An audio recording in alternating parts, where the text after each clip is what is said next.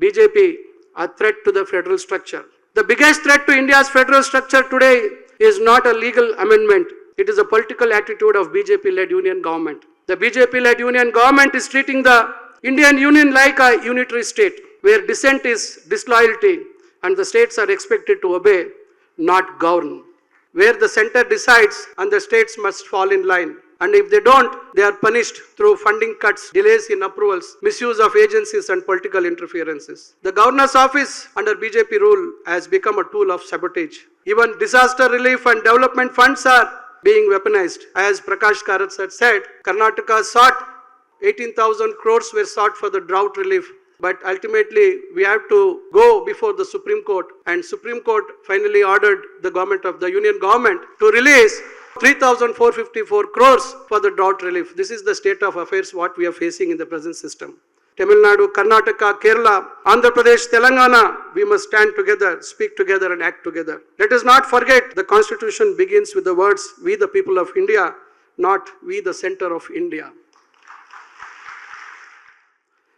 First of all, I would like to congratulate Communist Party Marxists for organizing this All India Party conference and also organizing this special program, Attacks on Federalism.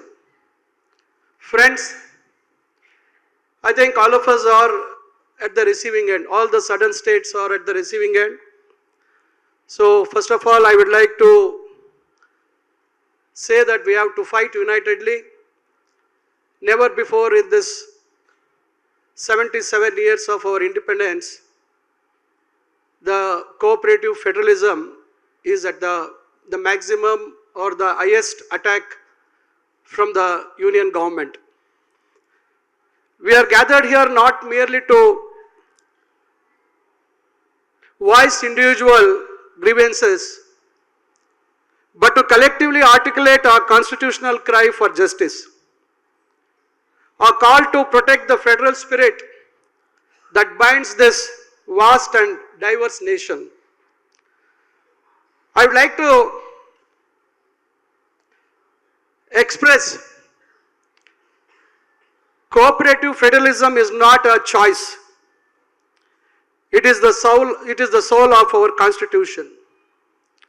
These words have echoed across time from the Constituent Assembly to modern debates, reminding us that India's unity lies not in uniformity, but in respecting its diverse regions, languages, and cultures. Karnataka, Tamil Nadu, Kerala, and other southern states may be separated by borders, but we are united by our shared commitment to democratic values, social justice, and self-respect. When states share their pain, they also shape the path forward. When we share our thoughts, we shape our nation's future. But today, we are witnessing a dangerous shift from cooperative federalism to coercive centralism. Decisions are being made in Delhi, imposed upon the states. This is not just a policy issue, it is a threat to the very structure of the Indian Union. As a representative of Karnataka, I stand here in solidarity with the other states to say loud and clear, India belongs equally to all its states, and no government has the moral right to reduce us as mere municipalities. The idea of India is not of one center ruling over many states. It is of many states strengthening the union. The Constitution of India envisages unity in diversity, not uniformity imposed from the top. But this spirit is under grave threat, and we must raise our collective voice to defend it. Current broader challenges in federal structure. Today's India's federal structure is facing one of its most serious crises since independence, not because of war or natural calamity, but because of willful political centralization that treats states as subordinates rather than stakeholders. Policies that deeply affect people's lives, from education to health, agriculture to trade, are being framed and pushed without even consulting the states, let alone respecting their views. The National Education Policy 2020, a monumental reform affecting every student, teacher and parent, was rolled out without meaningful discussion with the states. The 3 farm laws, which directly interfered with agriculture, a state subject, were pushed unilaterally and only withdrawn after farmers across the country, especially Punjab and Haryana, had to sit and protest for over a year. Even during COVID-19 pandemic, instead of empowering states to respond locally, the center hoarded decision making from vaccine pricing to oxygen distribution, while states were made scapegoats for any failure. The problems isn't just about policy making, it's about how power and money are being withheld to discipline dissenting states. What we are witnessing is not just centralization, but political weaponization of federal levers, be it through financial control, central agencies, or the selective use of governors. The voice of the states is being silenced, and the will of the people they represent is being bypassed. In this, the democracy we were promised. Is this the democracy we were promised? Is this the constitution we swore to uphold? The essence and need for federal structure. India is not just a nation. It is a civilization of regions, a mosaic of languages, cultures, histories, from Kashmir to Kanyakumari, from Gujarat to Nagaland. Every region carries a unique identity, and it is only through federalism that these identities find dignity, space, and representation in Indian Union.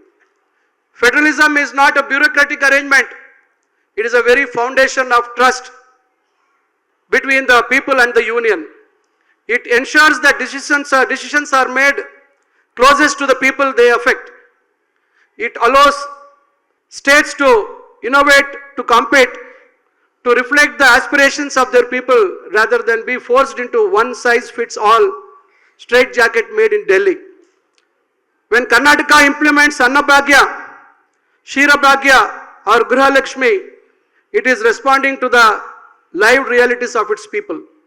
When Tamil Nadu designs its unique education, public health systems, it is standing by its people's needs. These models have worked, not despite federalism, but because of their strong commitment.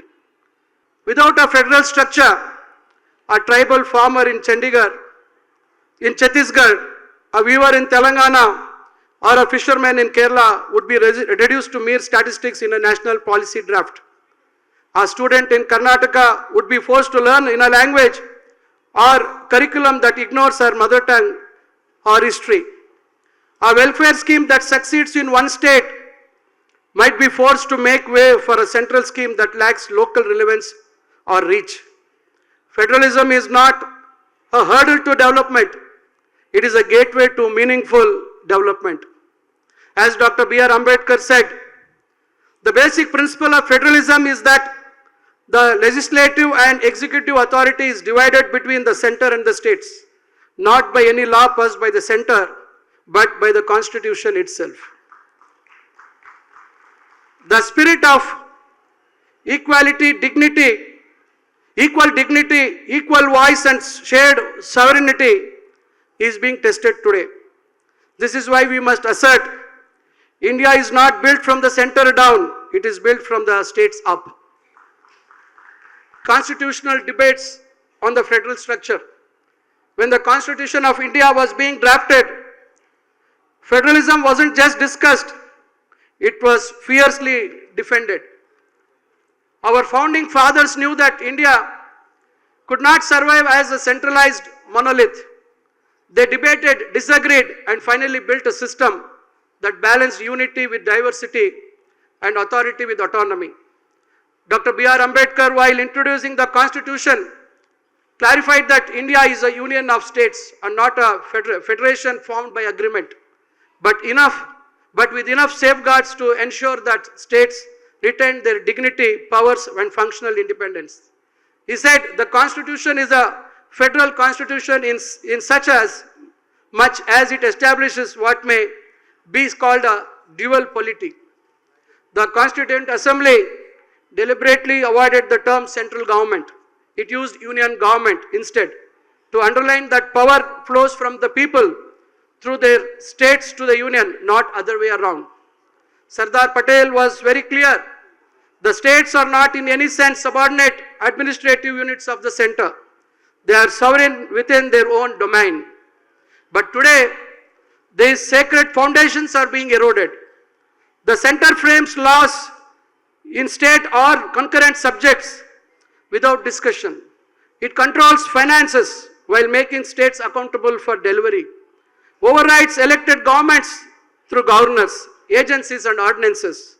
This is not what Ambedkar, Nehru, Rajendra Prasad or Sardar Patel envisioned. We must ask if there were federal principles debated and enshrined in the Constitution or being violated daily as we still operating within the constitutional morality envisioned in 1950. Constitutional provisions related to center-state relations and federal structure. The Constitution of India carefully designed a federal structure that balances power between union and the states, not to create hierarchy, but to enable effective, inclusive governance. Through Article 246 and the 7th schedule, it divided subjects into union, state and the concurrent lists, with a clear intent of giving states control over vital areas like agriculture, health and education. But today, these lines are being crossed with impunity. Laws are made on state subjects without consent and central schemes are forced upon states ignoring local realities. Under Article 280, the Finance Commission was to ensure just distribution of resources. But Karnataka, a top contributor to India's economy, receives far less than its due. The center uses cesses and surcharges which are not shared with states to centralize wealth and weaken state capacity. The union government increasingly relies on cess and surcharges which fall outside the divisible pool of taxes under Article 270. These are not shared with states, starving them of funds while center accumulates power and credit. Article 263 created the Interstate Council to foster dialogue, but it lies forgotten. Article 356, meant for rare emergencies, has been politically abused to undermine elected governments. Even the governor under Article 154, meant to act on the advice of the state cabinet, now behaves like an agent of the center, blocking bills, delaying decisions, and interfering with governance. These articles were designed to safeguard federalism, but they are now being used to subvert it. If we do not resist this distortion, we risk losing not just power, but the very spirit of our constitution. BJP, a threat to the federal structure. The biggest threat to India's federal structure today is not a legal amendment. It is a political attitude of BJP-led union government. The BJP-led union government is treating the Indian Union like a unitary state, where dissent is disloyalty and the states are expected to obey, not govern.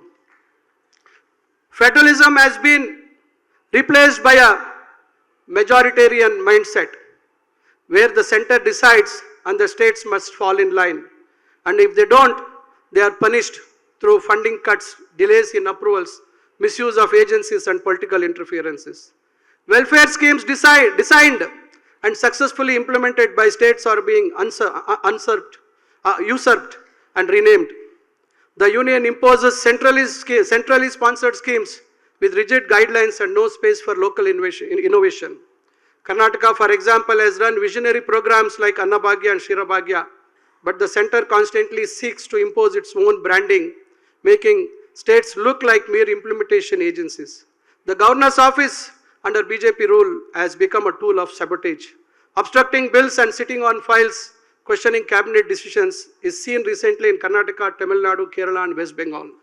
The BJP uses investigating agencies as weapons sending notices, launching raids, and intimidating leaders of non-BJP states not to uphold law, but to silence opposition.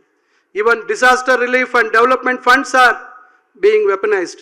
As Prakash Karat had said, Karnataka sought in the year 2023-24, 18,000 crores were sought for the drought relief. But ultimately, we have to go before the Supreme Court, and Supreme Court finally ordered the government of the union government to release 3,454 crores for the drought relief. This is the state of affairs what we are facing in the present system. This is not governance, this is political bullying, and it strikes as the very foundation of our constitution. The BJP wants an India with one party, one language, one narrative, one decision maker. But the India we inherited and the India we believe in is one of many voices, many states and shared power. Today, with the BJP-led union government, to speak up for the federalism is not just a nest to defend states, it's to defend democracy itself. The time has come not just to resist, but to reclaim. We must reclaim the spirit of cooperative federalism that our constitution enshrined and our founding leaders envisioned, not through silence, but through collective action and united assertion. First, the center must be compelled to honor Finance Commission recommendations. Special and state-specific grants must be released in full. There must be a permanent institutional mechanism to track and review compliance. No more broken promises hidden behind bureaucratic excuses. Second, it is the time to abolish or subsume cess and surcharges into the divisive pool. The center cannot continue to tax in the name of people and deny those very people their share. Number three, delimitation must not be allowed to become a tool of political punishment. Southern states that have fulfilled their constitutional and demographic responsibilities cannot be made scapegoats in the name of representation. Fourth, the interstate council must be revived and made functional, not as a token body, but as a permanent forum for states to deliberate, disagree, and co-create national policies. Fifth, we must demand greater autonomy for states in education, health, welfare, and culture. One nation cannot mean one-size-fits-all policies imposed from above. We must also restore fiscal freedom to the states, allow us to design our own welfare schemes without the burden of matching funds or forced branding under central schemes. Finally, we must build a united front of southern states, not for confrontation, but for constitutional justice. Tamil Nadu, Karnataka, Kerala, Andhra Pradesh, Telangana, we must stand together, speak together, and act together. Let us not forget the constitution begins with the words, "We the people of India," not "We the center of India." It is time to remind Delhi, this union belongs to all of us, not just those who rule from the top. I would like to conclude, this is not just a political debate, this is a battle for the soul of our democracy. Federalism is not a demand we are making today, it is a promise made to us in 1950. A promise that our voices would matter, our choices would be respected, our people would not be made second-class citizens in their own country. But today, Karnataka, Tamil Nadu, Kerala, and other progressive states are being sidelined, stifled and silenced, not because we failed, but because we succeeded without bowing to the center. The center may have the power of the purse and the pen, but we, the states, have the power of people. And when people speak, no government can ignore them. Let Delhi hear us today. We are not asking for favor.